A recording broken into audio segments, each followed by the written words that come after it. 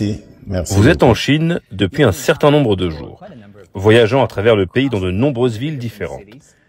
Quelles impressions avez-vous tirées de ce voyage jusqu'à présent et avez-vous aimé la Chine jusqu'ici? Je profite de cette occasion pour remercier le président Xi Jinping pour cette invitation à effectuer une visite d'État dans son pays que je n'avais jamais découvert jusqu'ici. Tout le monde entend parler de la Chine. Moi, depuis tout petit, je sais que nous avons aujourd'hui une cinquantaine d'années de partenariat, d'amitié. Donc c'est une très très belle impression que j'ai. L'accueil était chaleureux, le pays est magnifique. Toutes les villes que j'ai visitées sont très très belles, modernes. Je dis bravo à la Chine d'avoir réussi sa modernisation. Parce qu'il ne faut pas oublier que dans les années 60, la Chine et la République démocratique du Congo étaient plus ou moins au même niveau économique. Et le bond que la Chine a fait est impressionnant. Et ce modèle est vraiment un modèle que je voudrais imiter, que je voudrais dupliquer dans mon pays.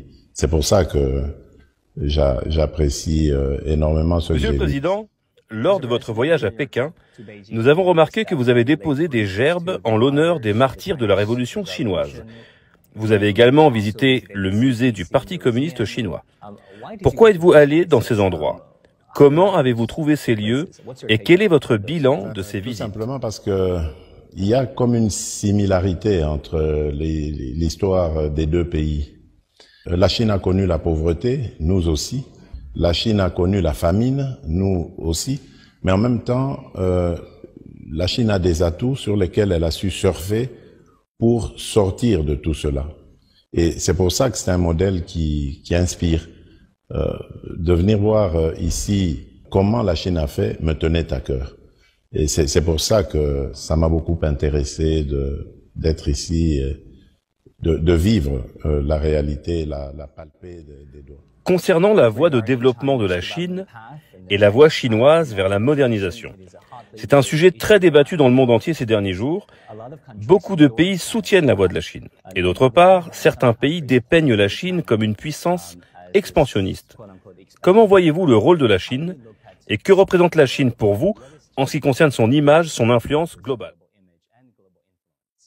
Je pense d'abord que la Chine, c'est plus d'1 milliard d'individus. C'est pas tous les pays du monde qui peuvent compter plus d'1 milliard d'habitants.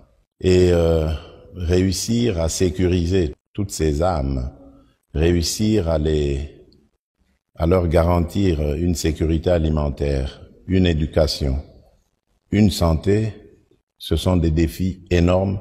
Donc, avant de juger la Chine, il faut d'abord vivre sa réalité. Et moi, je ne suis pas de ceux qui vont condamner quoi que ce soit en Chine, parce que d'abord, je suis contre l'ingérence dans les affaires intérieures d'un État.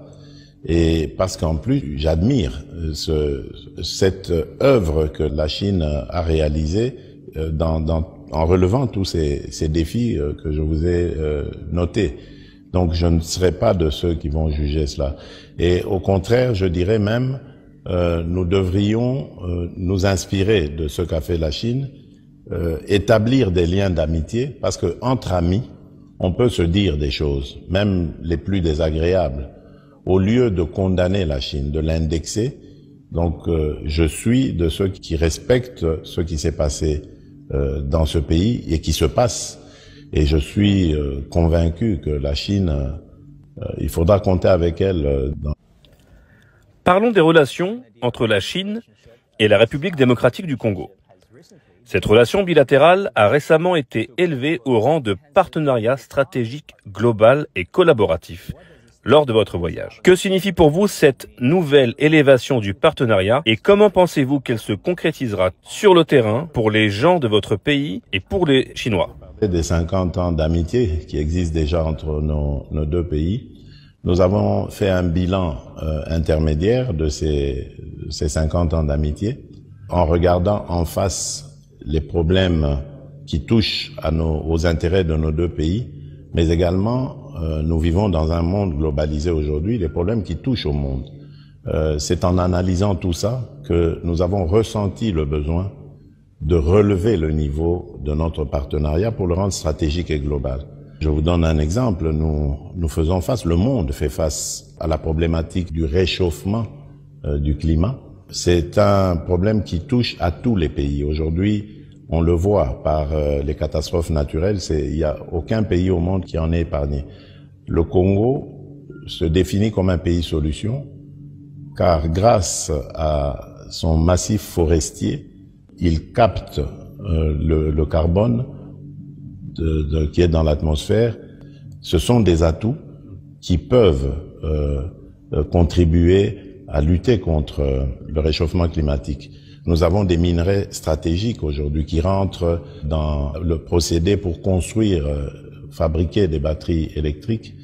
Eh bien, ces batteries électriques, c'est de l'énergie renouvelable, c'est la transition écologique.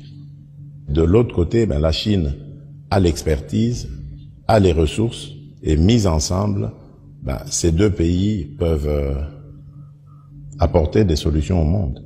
Donc voilà le genre de partenariat que nous avons étudié et que nous avons décidé de relever parce qu'il peut produire de très très bonnes choses pour le monde entier. Revenons aux relations bilatérales.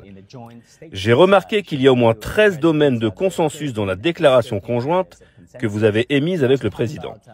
Vous avez également parlé de mines et d'infrastructures où la déclaration conjointe stipule que les deux pays consolideront leur coopération dans le domaine minier et résoudront les problèmes actuels de manière juste, pratique et basée sur la confiance. De nombreux médias se concentrent sur votre voyage et sur l'accord d'infrastructure signé par les deux pays.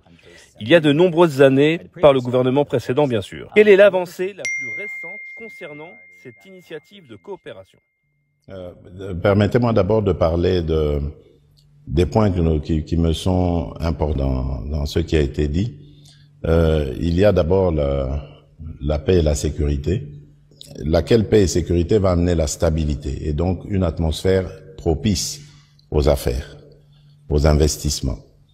Ensuite, les points que je trouve très importants ici, c'est ceux qui concernent l'éducation, la santé et l'agriculture.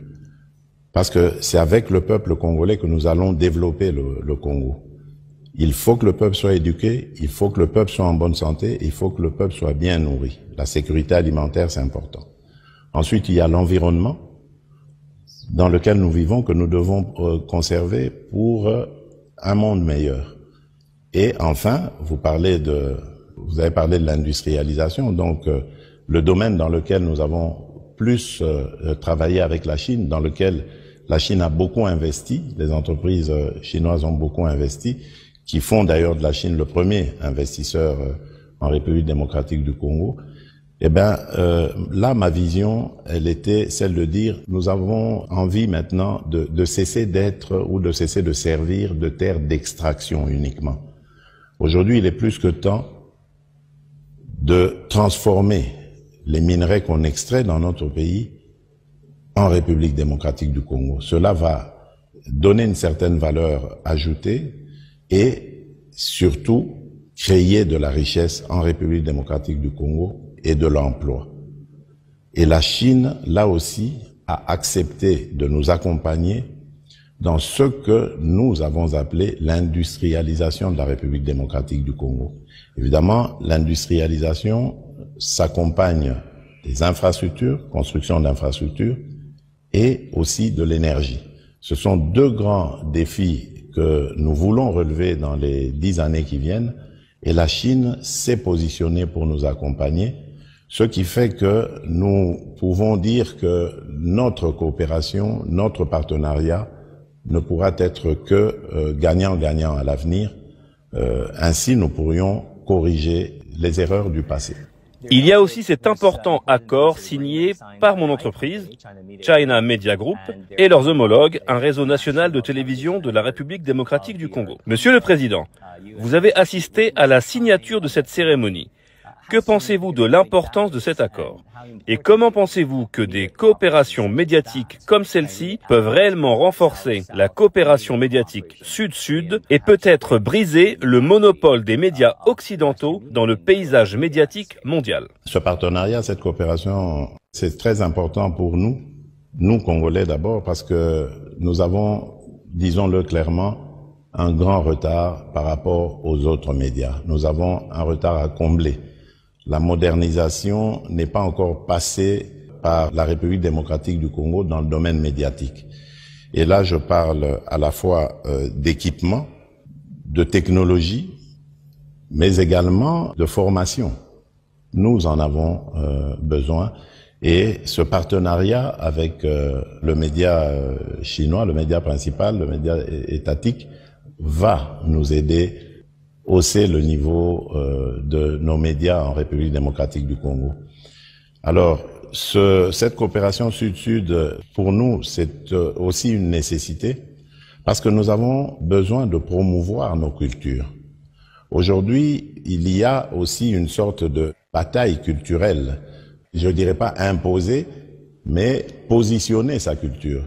Et nous, en Afrique, je crois que une des choses à laquelle nous tenons, mais que nous n'arrivons toujours pas à imposer, c'est la culture.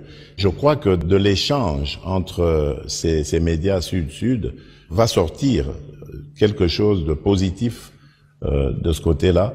Et tout le monde sait que l'identité des peuples, c'est la culture, elle se base sur la culture, et nous avons besoin de ce genre d'échange pour promouvoir notre culture. Président Tshisekedi, vous avez parlé beaucoup de paix, de développement et de promotion des cultures et du dialogue civilisationnel. En fait, la Chine a ses propres solutions à ces problèmes, officiellement connues sous les noms d'initiative mondiale de sécurité et d'initiative mondiale de développement, et récemment d'initiative mondiale des civilisations proposées par le président Xi. Que pensez-vous de ces initiatives? De toutes ces initiatives, je pense que ce sont des initiatives qui vont énormément aider la République démocratique du Congo particulièrement, mais en général l'Afrique. Nous sommes confrontés à des défis sécuritaires. J'ai parlé de mon pays, mais il n'y a pas que mon pays. Presque toute l'Afrique est parsemée dans ces sous-régions de conflits qui freinent le développement, puisque ça aussi c'est une initiative que j'ai trouvée très intéressante du président Xi Jinping. Et donc, nous avons besoin que la Chine nous accompagne dans la recherche de la paix avec sa position au niveau du Conseil de sécurité, mais également dans le développement. Et là, elle est déjà très active sur le continent africain en investissant dans les projets d'infrastructure. Il n'y a pas de développement sans infrastructure. Et donc, ce sont des initiatives qui ne sont qu'à encourager. Le but ici étant d'aller dans des partenariats gagnant-gagnant, la Chine venant investir pour évidemment en tirer profit, et l'Afrique aussi devrait en sortir satisfaite, d'autant plus que nous sommes aujourd'hui en Afrique en train de vivre la réalité de la zone de libre-échange continentale. Et donc si cela se passe très très bien, l'Afrique va devenir le plus important marché commercial du monde, avec plus de 2 milliards d'individus. Et donc la Chine se positionne de manière, à mon avis, intéressante, parce qu'elle investit à la réalisation de ce marché commun, et demain, elle sera sûrement une des partenaires les plus privilégiés par rapport à ce marché en construction. Donc, je trouve que la vision du président Xi Jinping est remarquable. Elle est même futuriste, et c'est sûr que les retombées qui en découleront seront positives et rejailliront de manière positive sur la Chine. Je sais que la République démocratique du Congo est le pays le plus riche en biodiversité sur le continent africain. C'est le deuxième plus grand pays d'Afrique. Bien sûr, il y a beaucoup à partager en matière de conservation de la biodiversité. Dans certaines parties du pays, il y a des parcs naturels et des aires protégées. Nous essayons de protéger, de promouvoir la biodiversité.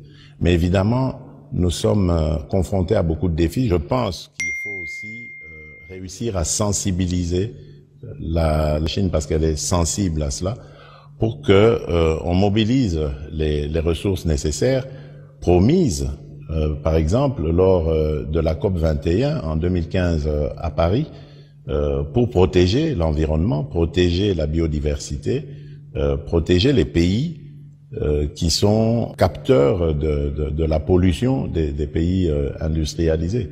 Tout cela n'a pas été respecté depuis que ça a été décidé. Il est peut-être temps de commencer à y réfléchir.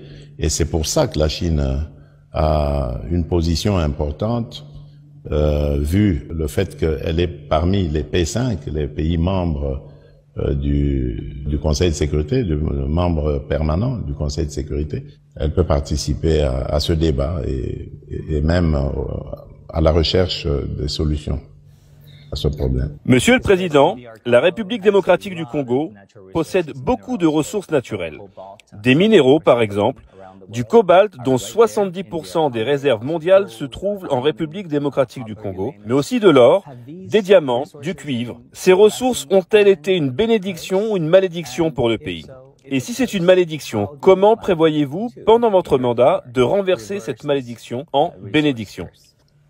Je ne dirais pas malédiction, mais je dirais à la base de nos malheurs, parce que malheureusement, nous n'avons pas eu de politique anticipative.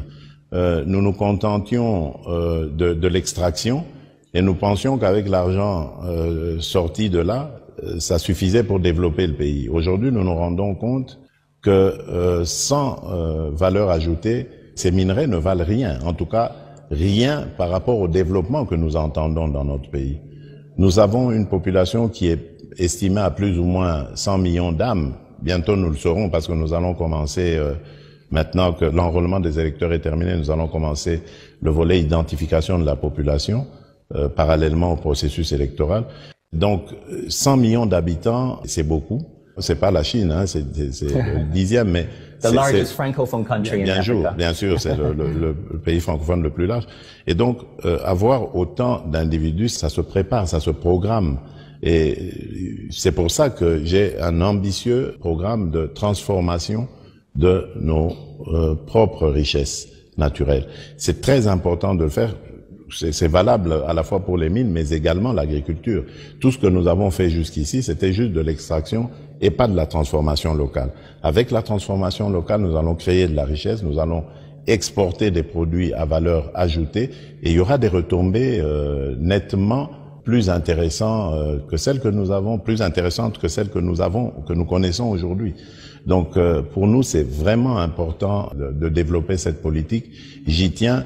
Et je remercie la Chine parce qu'elle a très bien compris ce message et elle se positionne à nos côtés. Nous allons avoir une expérience très intéressante dans la fabrication des batteries électriques à Manono, où nous aurons d'un côté l'État congolais, des entreprises chinoises et des entreprises américaines et européennes au bout comme end user. Donc c'est vraiment, j'allais dire, une chaîne comme je les veux.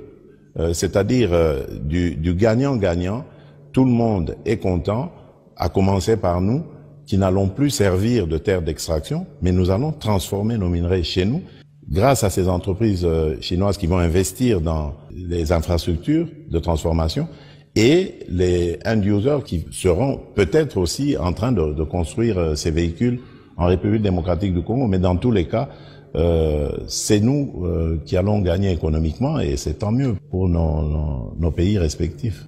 Monsieur le Président, dernière question. Vous dirigez le plus grand pays francophone du monde, le deuxième plus grand pays d'Afrique. Si vous pensez à l'histoire de votre pays, elle a été extraordinaire. L'obtention de l'indépendance des mains de la Belgique dans les années 60, des conflits civils, des luttes, le développement est difficile à gérer dans votre pays. Qu'est-ce qui vous empêche de dormir ces jours-ci ? C'est vrai, c'est un pays qui n'est pas facile à diriger. D'ailleurs, j'ai lu quelque part que la République démocratique du Congo faisait partie des 5 pays les plus difficiles à diriger au monde. Mais il y a une chose qu'on n'enlèvera jamais aux Congolais, c'est l'amour de vivre ensemble dans cet espace appelé République démocratique du Congo. Maintenant, à côté de ça, il y a plusieurs défis. Et pour moi, le défi le plus important, c'est le sécuritaire, donc ramener la paix, la sécurité, donc la stabilité. Ensuite, je dirais combattre la pauvreté, parce que la pauvreté est à la base et la source de beaucoup de difficultés, beaucoup de conflits, surtout entre les communautés. Et le jour où nous allons atteindre le degré zéro de pauvreté, parce que c'est possible, on le voit avec la Chine, j'ai parlé d'1 milliard d'âmes, c'est vrai qu'il y a encore des défis en Chine, mais la pauvreté est en train d'être résorbée. Et nous ne sommes que 100 millions, donc c'est possible d'y arriver. Le jour où nous y arriverons, je crois que la République démocratique du Congo changera de narratif. On parlera de mon pays d'une autre manière et avec beaucoup plus de respect qu'on nous le donne aujourd'hui. Do you think that will happen in your tenure? The change of perception, the change of narratives? Dans moins d'une dizaine d'années. Our very best wishes. Thank you so much, Mr. President. Thank you for this opportunity.